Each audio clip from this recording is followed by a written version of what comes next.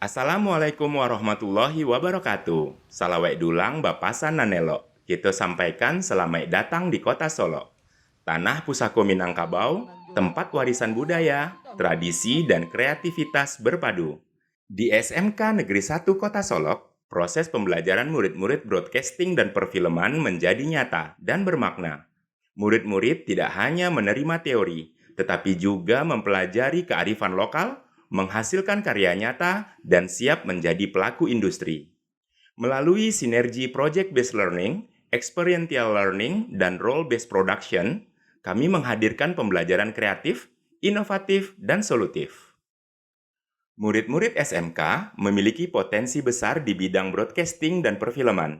Namun, mereka juga menghadapi tantangan nyata, antara lain, pembelajaran masih berorientasi pada teori yang belum cukup menghubungkan dengan budaya lokal atau konteks industri. Kearifan lokal seperti adat, seni, tradisi, dan pelaku UMKM masih kurang terintegrasi dalam proses pembelajaran teknis media.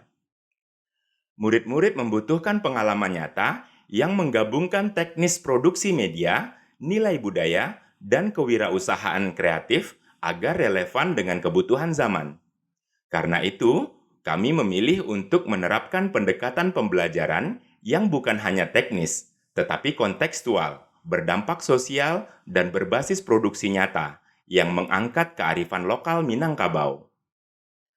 Praktik baik pembelajaran bermakna yang kami upayakan yaitu mengintegrasikan 3 model pembelajaran sekaligus. Yang pertama, project-based learning. Di sini, kami memotivasi murid-murid mengerjakan proyek nyata untuk komunitas atau mitra, tidak hanya tugas sekolah biasa. Kedua, experiential learning. Model ini mengantarkan mereka belajar melalui pengalaman langsung, kemudian merefleksi, memperoleh konsep baru, dan menerapkannya kembali. Dan yang ketiga, role-based production. Di sini, murid-murid mengambil peran nyata dalam tim produksi media, seperti sutradara, operator kamera, editor, teknisi suara, dan lain-lain. Sehingga proses pembelajaran menyerupai kondisi industri kreatif. Bagaimana penerapannya? Berikut 4 tahap kerangka pembelajaran yang kami terapkan. Pertama, tahap praproduksi. Pada tahap ini, murid-murid memilih tema dan melakukan riset kearifan lokal Minangkabau.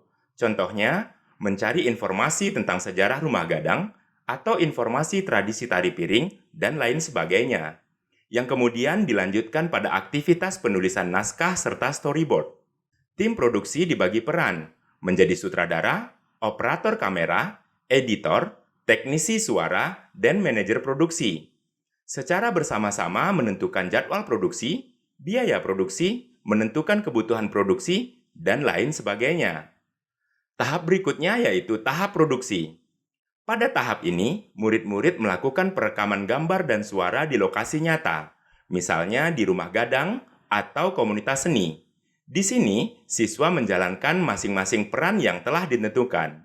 Tahap selanjutnya yaitu tahap pasca produksi dan publikasi. Pada tahap ini, murid-murid melakukan editing media, menyisipkan elemen visual budaya Minangkabau, kemudian mempublikasi di kanal sekolah atau platform digital, ataupun mitra lokal. Tahap terakhir yaitu tahap refleksi dan pengembangan. Pada tahap ini, murid-murid dan juga guru melakukan refleksi bersama. Bagaimana nilai budaya dapat dipresentasikan secara media?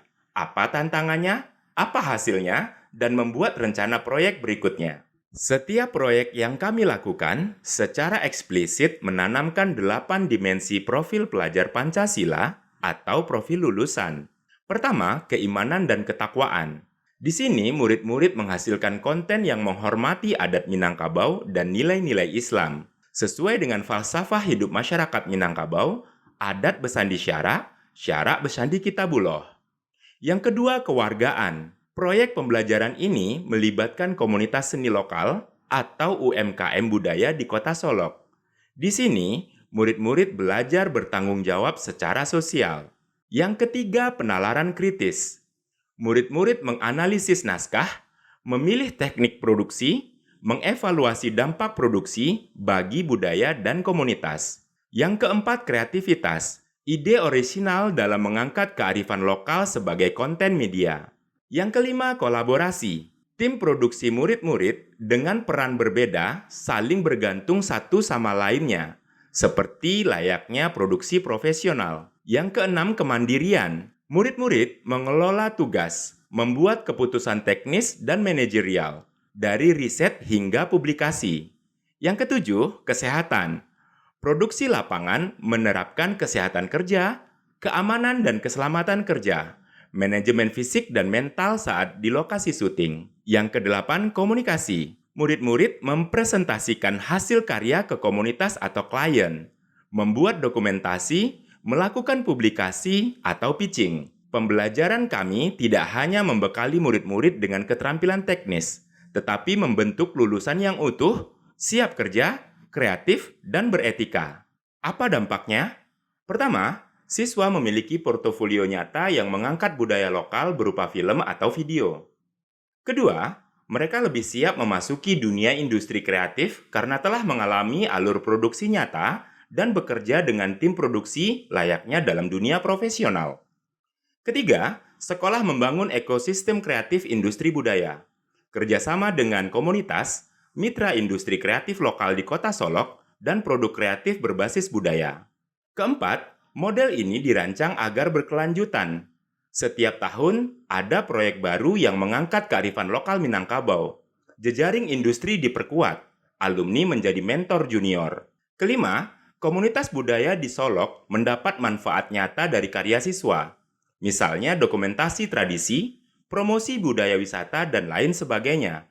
Sehingga pembelajaran memiliki dampak sosial dan ekonomi. Mari kita lihat contoh nyata dari sekolah kami.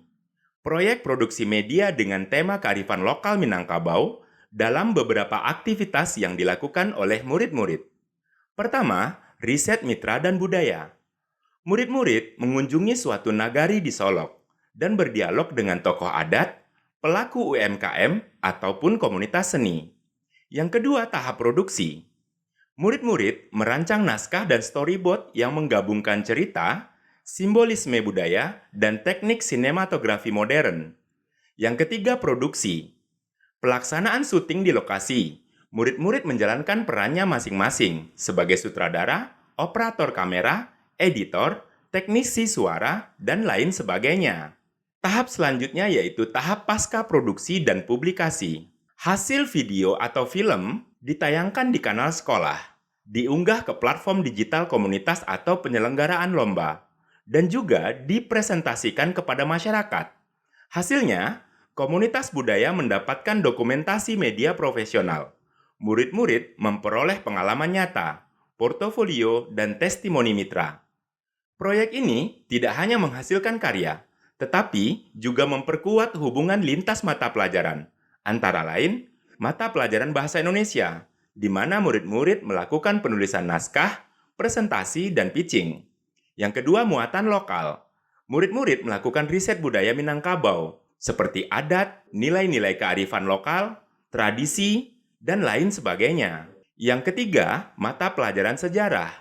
Murid-murid bisa mengkaji asal-usul tari piring atau sejarah rumah gadang. Yang keempat, produk kreatif dan kewirausahaan. Pada mata pelajaran ini, murid-murid belajar bagaimana strategi publikasi, monetisasi karya budaya, dan promosi komunitas. Ini sebuah contoh nyata bagaimana pembelajaran holistik dan lintas disiplin berjalan. Terima kasih telah menyaksikan perjalanan pembelajaran kami di SMK Negeri 1 Kota Solok. Di sini, pembelajaran mendalam bertemu budaya Minangkabau, di mana murid-murid bukan hanya belajar, tetapi bertindak, menghasilkan, dan berdampak. Upaya ini tentunya masih memerlukan penyempurnaan serta dukungan berbagai pihak. Kami sangat membuka uluran tangan kita bersama untuk menciptakan dan menghasilkan generasi muda yang tidak hanya siap kerja, tetapi siap berkarya, berbudaya, beretika, dan berdampak. Urang salayo batanam padi.